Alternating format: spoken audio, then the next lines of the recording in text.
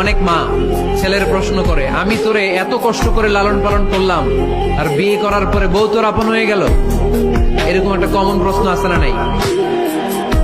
এক চালাক ছেলে মারে উত্তর দিছে, মা তুমি মা ডাক শোনার জন্য জীবনে কি কষ্টটাই না করছো।